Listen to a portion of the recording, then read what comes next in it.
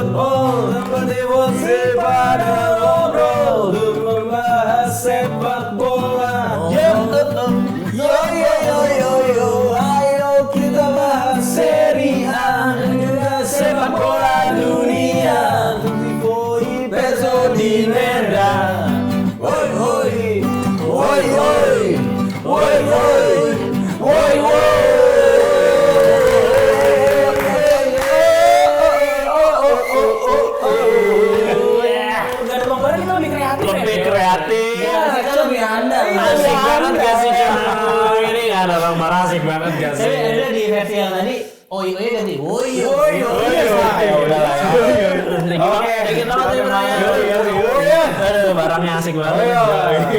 Oke. Woi tifosi, welcome to Binball, Opini Football. Kita akan membahas sepak bola dunia dan juga sepak bola Serie A. Ya.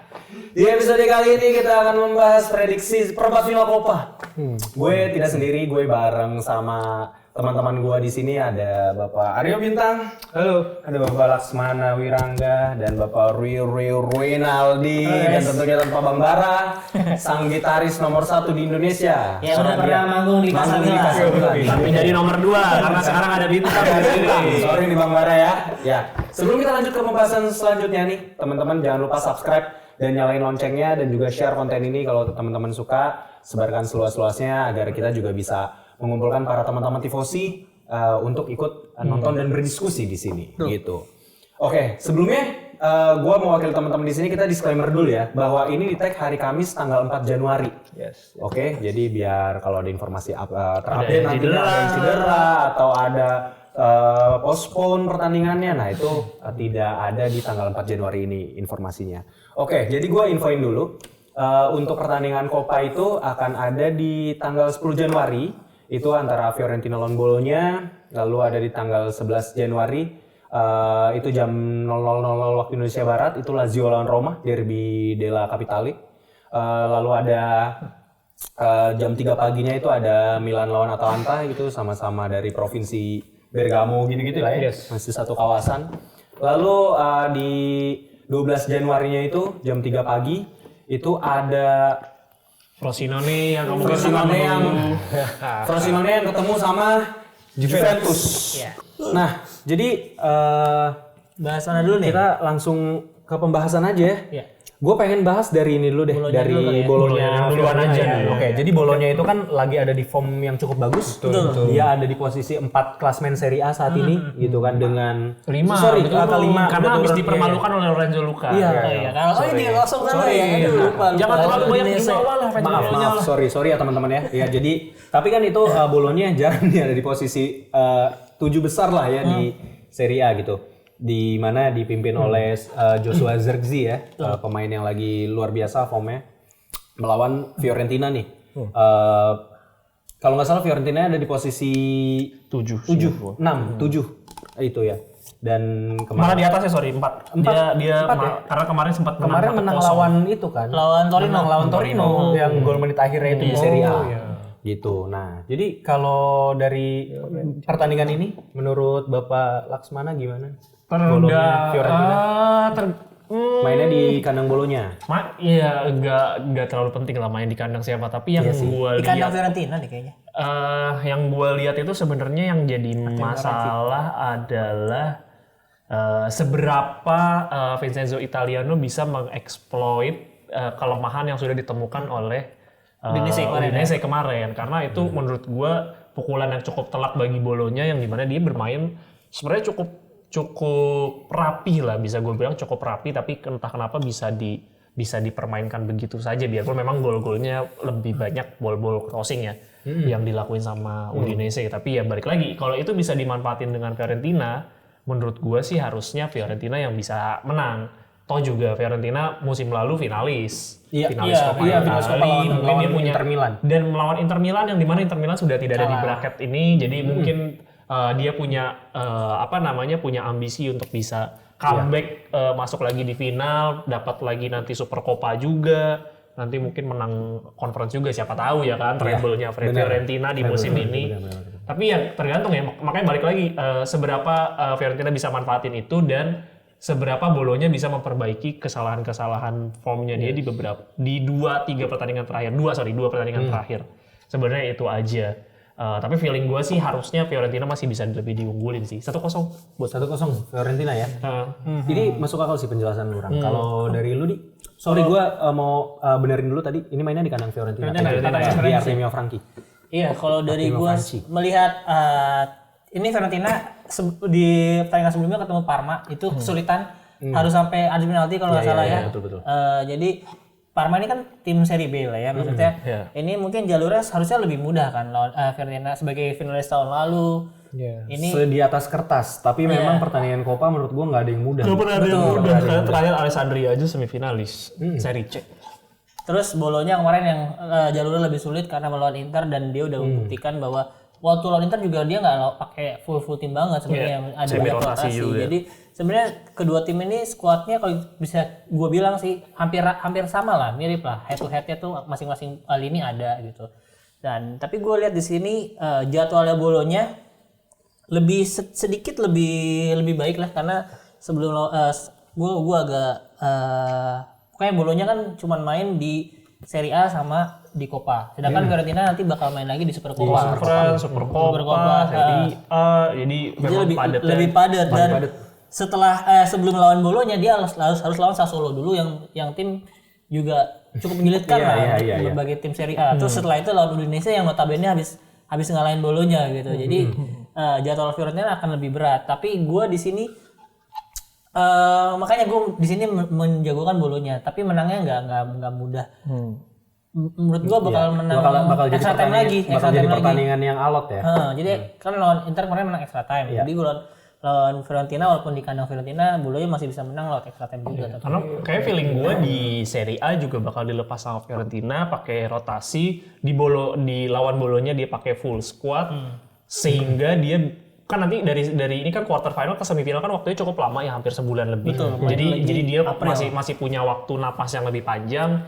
Terus setelahnya lawan Udinese dia bisa ngelakuin rotasi lagi untuk bisa full tim melawan Napoli di Super Coppa. Menurut gue sih kayaknya lebih ke situ ya yang dilakuin Vincenzo Italiano, dan kedalaman skuadnya menurut gue jauh lebih dalam Fiorentina. Iya, tapi memang Fiorentina juga bukan tim yang kayak musim lalu, di mana Fiorentina itu kalau nggak salah perjuangannya dia di Conference League atau di Coppa itu kalau nggak salah yang selalu sampai extra time terus. Kalau nggak salah di Eropa ya, Fiorentina dia selalu sampai extra time. Musim kemarin apa musim lalu ya? Musim lalu. Iya. Musim lalu. Nah, tapi kan Conference ya waktu itu kan mereka punya si itu tuh Amrabat yang nggak punya Pudel kan, lari mulu. Nah, sekarang kan udah berbeda tuh permainannya. Jadi kalau gue makanya tadi gue menjagokan Bologna menang 1-2. Kalau lu kan extra time ya. Extra time ya.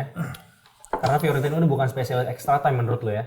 Iya, kemarin pun ya lawan Parma harus sampai adu penalti. Iya. Ini ngomong-ngomong gorengannya kenapa tinggal segini doang ya? Makan makanin mulu. Bapak kan terlalu banyak gimmick jadi bener lah. Tadi kan on air satu. Lu kan off airnya ini. Off airnya 12. Ngomong sambil makan lagi tuh, Ambil lagi. Ya udah. Cepetan. Jadi kalau menurut gua seharusnya Fiorentina punya kedalaman squad yang lebih bagus ya. Karena Fiorentina memang lumbung bakat-bakat pemain di Serie A sebetulnya. Dia kayak ya itu udah terkenal lah ya. Cuma kalau di sini melihat Bologna yang jadwalnya lebih lenggang dan juga performanya yang sebetulnya lebih bagus daripada Fiorentina, meskipun saat ini Fiorentina unggulnya di klasemen. Cuma kalau gue lihat yang lebih impresif tuh Bologna ya. Dan ini sih yang agak sulit memprediksi hal ini adalah karena dengan squad yang mereka miliki, kita nggak tahu nih mereka akan gontok-gontokan ngeluarin mayoritas pemain utamanya atau enggak di sini. Dan kalau misalnya mereka masih mau ngeracik dengan pemain lapis kedua, gua rasa itu jadi 50-50 banget sih antara Bologna dan Fiorentina ya. Tapi gue tetap di sisi Bologna. Gue yakin dia bisa menang 1-0, 2-1. Ya, kalau gue pribadi pertandingan Fiorentina Bologna, gue for the sake of Italian football, gue pengen Bologna sih yang lolos. Kalau dan gue ngelihat si Joshua Zirkzee ini asal dia nggak cepet-cepet dicabut ya di tanggal 10 Januari ini. Betul. Ya gue berharap dia masih bisa ngeluarin manisnya. Gue harap dia gitu. dipertahankan di Bologna lah. Iya, Dia harusnya mikir lagi untuk membuktikan diri dulu gitu loh. Di Bologna dia masih dengan form kayak gini dia bisa membuktikan nilai jualnya lebih tinggi lagi menurut gua. Gaji mahal, mending pergi sekarang duit gaji. Ya, musim depan bisa lebih mahal lagi. Kalau jadi bener, kalau nggak bener, Ya harus mau lah benar. Inter beli nanti. Gampang. Milan bisa, Milan butuh striker juga kan. Nah terus gue mau geser lagi ke ini nih. Tadi lu skor udah belum? Oh iya gue belum. Skor gue ngejagoin Bologna menang tipis 2-1. 2-1 juga. Oke. 2-1. Gue mau ke pertandingan selanjutnya nih setelah Fiorentina Bologna ya. Ini ada tapi sebelum itu deh, gue mau ke Milan Atalanta dulu. Oh nggak derby dulu, oke. Nggak derby dulu. Milan Atalanta. Mungkin dari gue dulu ya. Karena di bagian yang sama, ini bagian kiri ya. Di kiri. Milan Atalanta itu sebenarnya gini, banyak media-media di Itali gitu. Gue baca di beberapa di La Gazzetta, gue ngelihat di Italian football.it ya, gue lupa lah nama websitenya. Nah itu sebenarnya banyak dibahas tentang Charles De Ketelaere yang emang lagi nemuin formnya, yang secara statistik juga udah oke gitu, berbangkit dia di musim ini. Dan dia bakal jadi pembeda lah lawan Milan, dan gua rasa dia juga pengen ngebuktiin diri gitu ya melawan Milan. Dan Atalanta punya modal bagus nih di Serie A, kan berhasil ngalahin Milan kan kemarin 2-1 gitu. Oh iya. Nah Milan gua rasa juga nggak menganggap Coppa Italia ini juga setengah-setengah gitu kalau gua ngeliat dari rotasinya. Selama nggak ada pemain yang cedera lagi gitu, terutama di lini belakang, Milan selalu punya kans gitu. Ini adalah pertandingan yang ketat. Bahkan gue rasa ini bisa jadi pertandingan seri. Kalau gue ngeliat ya, Milan Atalanta ini pertandingan seri. Bakal ada gol 1-1 atau 2-2 gitu ya. Dan akan dilanjutin ke ini kan. Kalau Coppa Italia kalau nggak salah langsung quarter final langsung extra time. Kalau quarter final langsung extra time dan adu penalti kan. Iya, gue rasa ini pertandingan yang bisa sampai extra time gitu. Dan walaupun gue fans Milan ya, tapi gue nggak tahu kenapa kayak nyium bau-bau Atalanta yang bakal keluar jadi pemenang kalau itu masuk extra time. Iya, dan menurut gua buat Milan sendiri Coppa dilepas sih nggak apa-apa sih. Yang penting di Eropa Milan tuh lebih serius gitu, dan di Serie A gitu. Itu penting buat Milan untuk ngejaga ini ya lah ya, apa namanya? ekspektasi. Karena juga dan realistis juga gitu, karena pemain-pemainnya juga banyak yang cedera. Nggak bisa, gua rasanya nggak bisa tiga-tiganya sih, Serie A dikejar, Coppa dikejar gitu, dan Eropanya juga dikejar gitu. Dan di Serie A gua nggak tahu kenapa masih ngelihat Milan masih bisa lah gitu sampai akhir musim jadi kuda pacu yang bersaing Scudetto gitu, dengan mengharapkan tentunya konsistensi. Dan Inter dan Juve nih ya kalau Milannya menang terus kan bakal keganggu juga gitu kan, secara mental lah mungkin gitu ya, walaupun saya melihatnya sulit. Kalau lu ngeliatnya Milan Atalanta? Kalau gue ngelihatnya Atalanta harusnya selain punya motivasi lebih untuk menang di Coppa, mereka juga punya kemampuan untuk itu. Dan gue rasa Milan akan menaruh fokus mereka di tempat lain sih.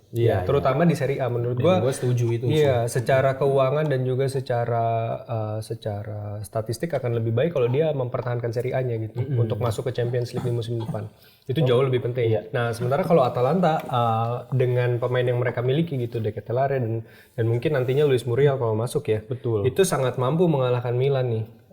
Gue ngelihatnya juga secara performance Atalanta tim yang punya track record bagus di Coppa Italia. Dia sering masuk ke semifinal juga kan, relatif ya. Dan kalau secara sentimen gue juga lebih pengen Atalanta yang menang sih di pertandingan ini. Jadi gue rasa Atalanta bisa menang mungkin sengit ya. Satu sama berlanjut atau 2-1 selesai. Lu Apa? ini kan bakal Milan Atalanta. Milanta. Gue nggak tahu ya apa yang bakal terjadi nanti setelah melawan. Kita semua nggak ada yang tahu. Nanti di surga kalau kita Sebenarnya tahu. yang gue penasaran Atalanta lawan Roma sih. Kok Atalanta lawan Roma? Di Serie A kan. Milan yang lawan Roma di pertandingan selanjutnya. Iya, tapi yang sebelum pertandingan ini kan Atalanta lawan Roma kan. Iya.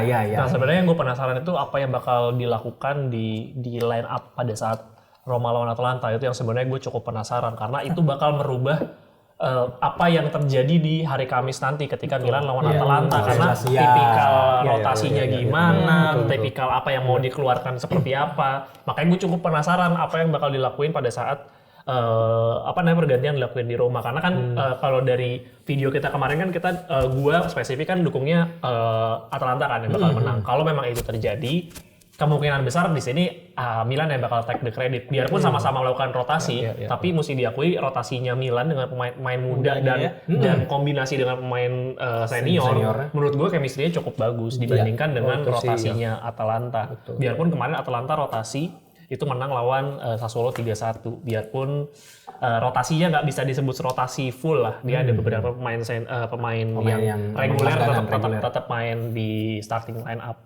Ini menurut gue kayaknya feeling gue kayak 3-1 deh Milan. 3-1. Oh, meyakinkan ya. Kalau lu makanya gue penasaran hasil Roma Atalanta dulu sebenarnya. Kalau dia ngelakuin rotasi di lawan Roma, feeling gue sih harusnya Atalanta menang di sini. Jadi sementara dari sudut pandang gue kemungkinan Milan yang menang sementara ini. Kalau lu berharap juga ini Piala Coppa akan kembali ke kota Milan gitu. Walaupun Milan yang berbeda gitu kan.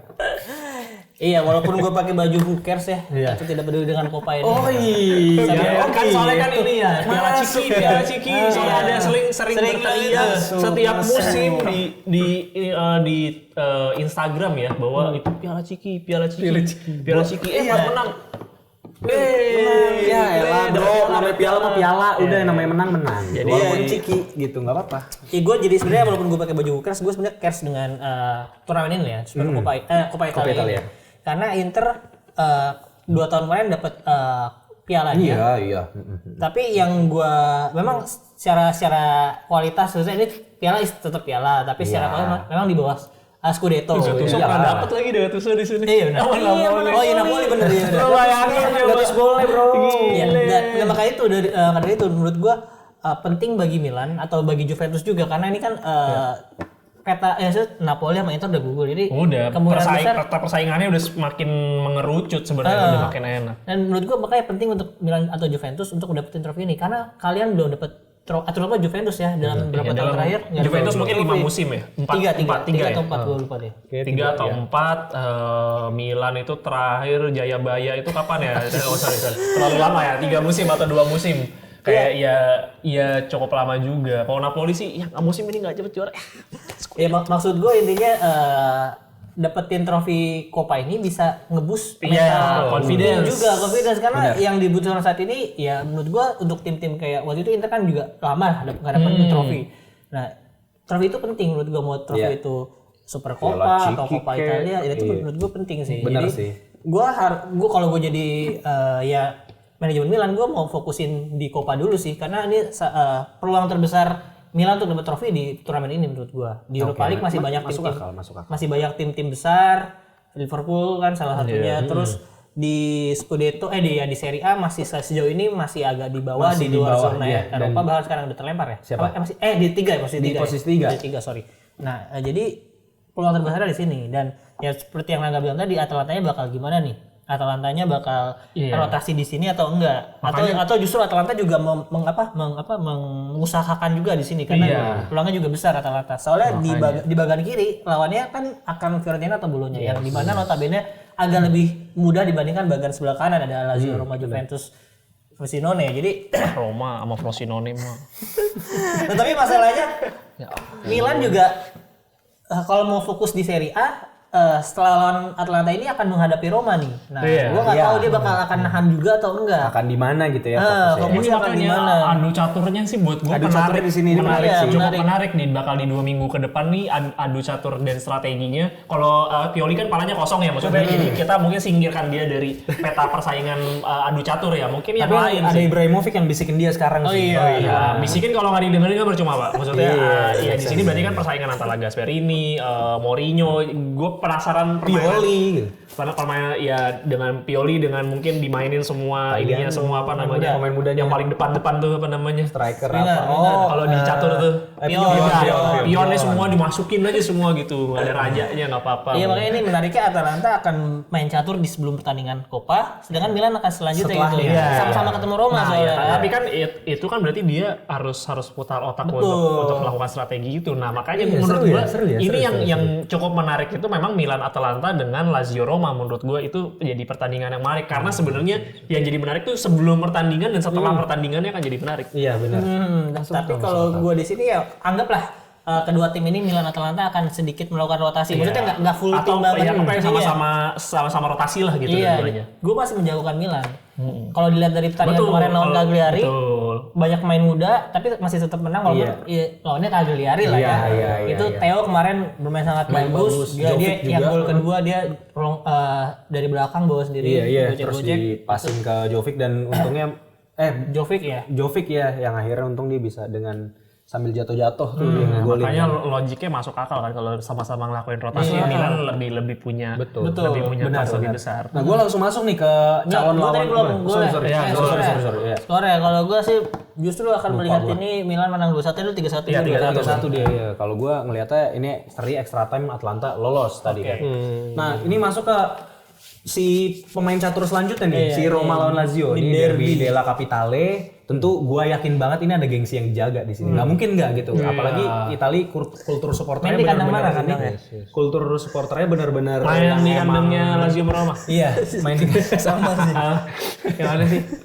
Ini benar-benar ngejaga gitu ya. Ini antara fans tifosi Lazio, Laziale dengan Romanisti gitu ya. Ini bakalan panas nih. Dan nggak mungkin nggak ada tuntutan dari kedua supporter untuk menangin gitu. Ya. Jadi ini gue mau ke Jadi ibu kota yang asli yang ada serigalanya atau yang ada gua elangnya? kalau dulu deh kan, kalau lu lihat ya, ada ibu kota yang asli itu yang ada elangnya atau yang ada serigala? Oh, yang jelas yang serigala. Ini Sari Mourinho nih. Karena Saripati Mourinho. Romulus dan Roburik. Romulus dan Roburik itu kan menciptakan kota Roma dengan menyusup pada serigala. Barulah di situ kekaisaran Romawi muncul dengan logo elangnya. Jadi harus ada serigala menyusui dulu. Oh, begitu. Rootsnya. Yoi. Oh, luar biasa. Roma lebih dulu coy. Jadi oke, jadi tapi lu ngelihat gini loh, Roma juga angin-anginan di bawah Mourinho. Kadang gue ngelihatnya pemainnya kayak nggak bisa ngeksekusi maunya Mourinho ya. Kalau gue kacamata gue setuju. Lazio juga pun menurut gue kesulitan untuk nyari pemain yang pas nerapin strategi yang dimauin Sarri. Sebenarnya sama-sama nih penyakitnya nih. Gitu. Dan gue pengen meng-highlight bahwa dari semua ekspektasi gue di awal musim yang mengecewakan tuh Lazio. Iya. Karena gue sempat melihat permainan bagus mereka di awal musim, terutama gue punya ekspektasi banget ke Kamada ya. Karena waktu di awal musim ketika dimainkan Kamada tuh dia bisa ngasih dan kreativitas. Ngalahin Juve kan waktu itu ya. Ngalahin Napoli. Enggak. Juve menang. Oh iya.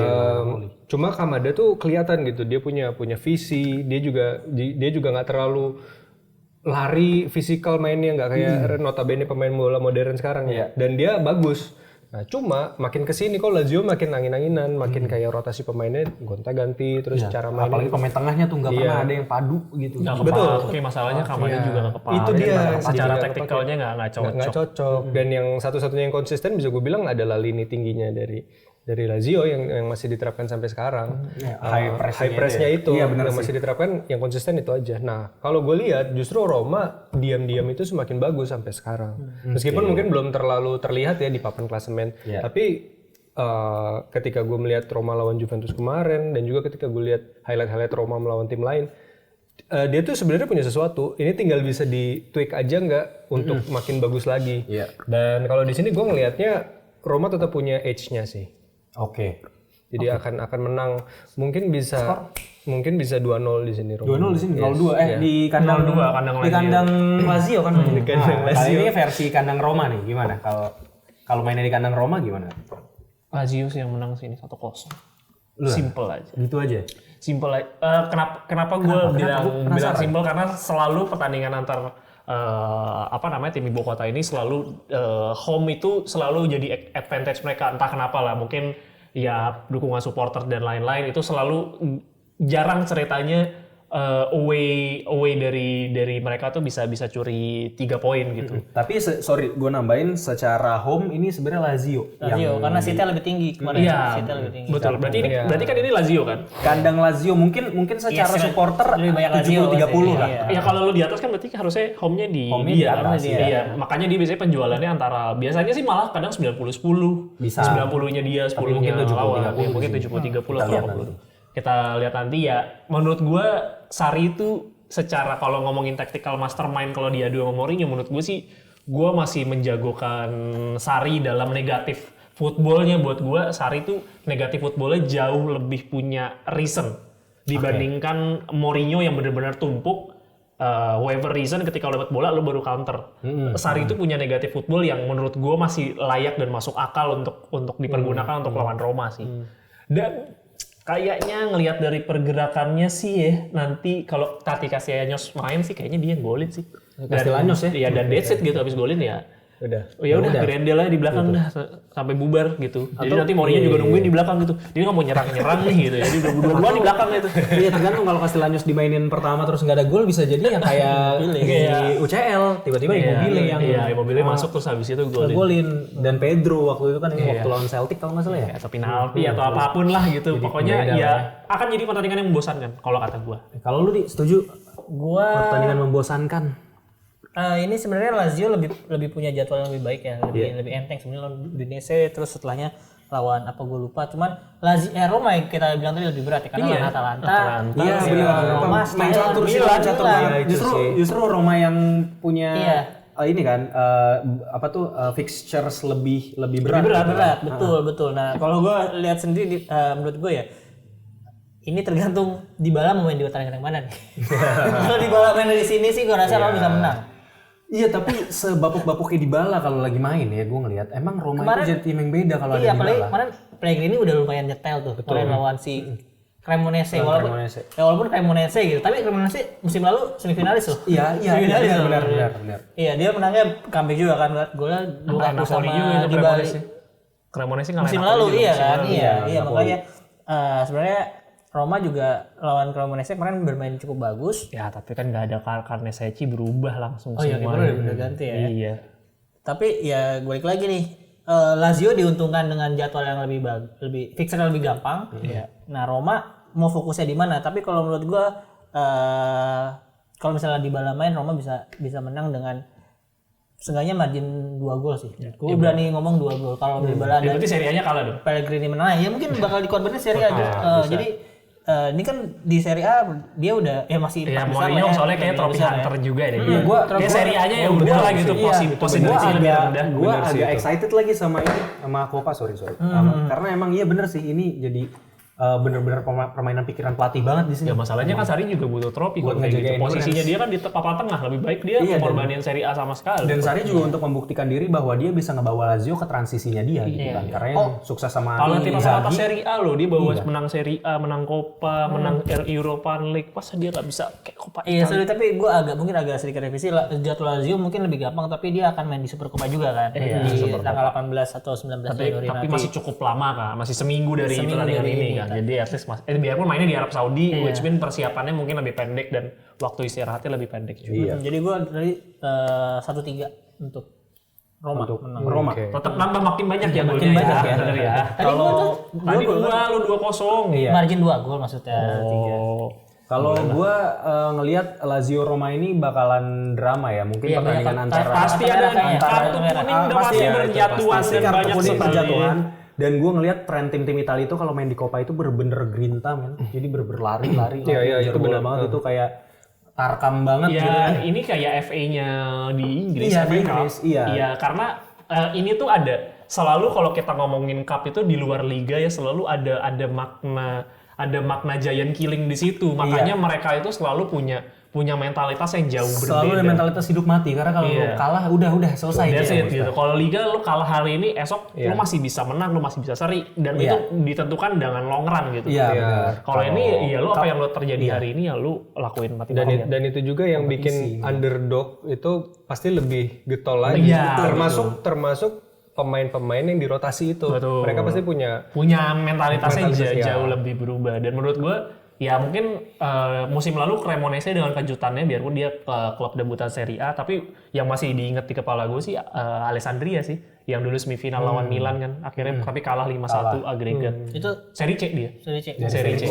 Ya, that's a beauty of Serie A kalau buat gue sih, itu beauty of Italy itu yang buat Iya, gue. dan yang gue ingat juga di 2011 Palermo masuk final lawan Inter. Iya, benar. Iya, sama kayak Fiorentina masuk final. Kalau nggak salah kalah kan nih. Kalah. Palermonya. Tapi Palermo di situ kan udah Palermo yang Palermo itu Palermonya Dybala kan?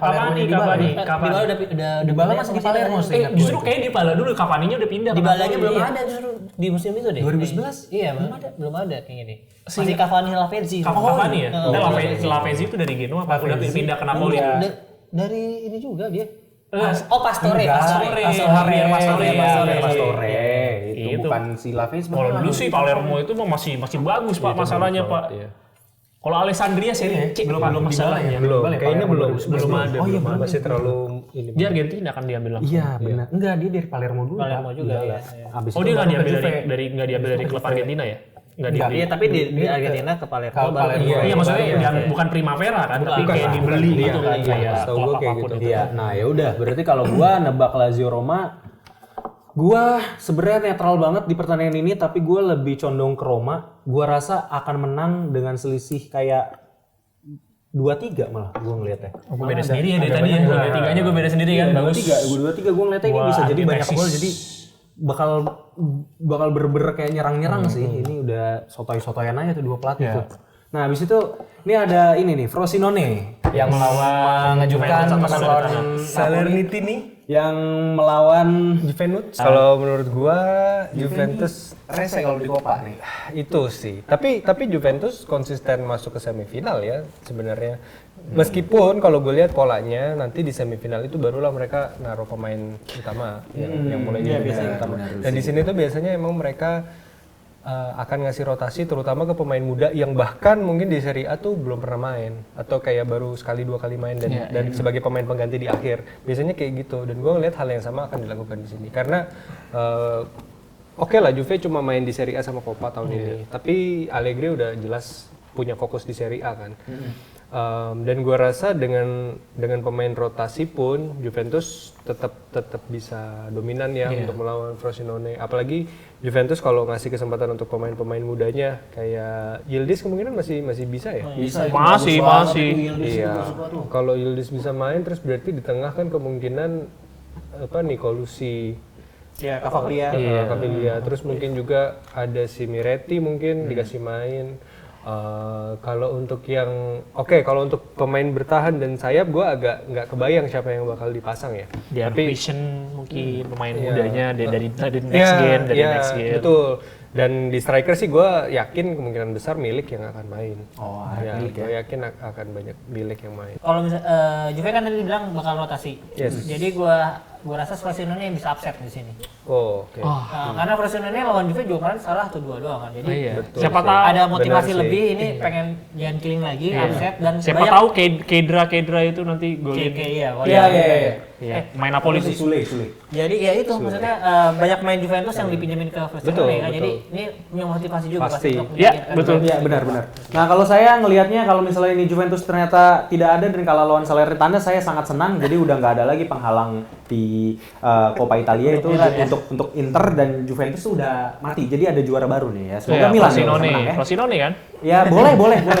Tadi gua Frosinone 2-1. Lu Frosinone 2-1. Sama, gue juga Frosinone 3-0. Frosinone 2-1. Kalau Juve yang main ya Juve yang menang gitu kalau gue ngeliatnya ya. Tapi kalau Salernitana Frosinone gue megang Frosinone. Oke, teman-teman, terima kasih udah nonton episode kali ini. Tulis di kolom komentar kayak gimana. Silahkan ikut berdiskusi kalau teman-teman punya opini tentang Coppa Italia gitu dan mungkin bisa join diskusi kita juga soal tadi yang ada permainan catur antara 3 tim Atalanta, AC Milan dan Roma gitu dan bahkan Lazio gitu ya.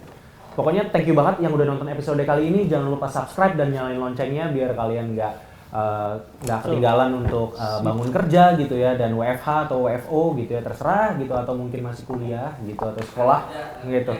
Kalau nggak kerja ya paling nggak nyari kerja lah ya gitu ya maksudnya kayak biar semangat lah bangun pagi gitu loh bangun pagi gitu biar jangan kan kesempatan tuh ada di mana-mana. Pokoknya jangan sampai rezeki kalian dipatok ayam gitu ya kalau kata orang tua. Pokoknya jangan lupa follow Instagram dan TikTok @pinsport.com untuk berita olahraga ter up to date dan juga sekarang lagi ada di musim transfer. Jadi itu akan ada berita-berita transfer ter up to date di situ. Pokoknya teman-teman, gue mewakili teman-teman di sini dan juga kru yang bertugas, anjay kayak presenter TV. See you on another episode. Ciao. Bye bye.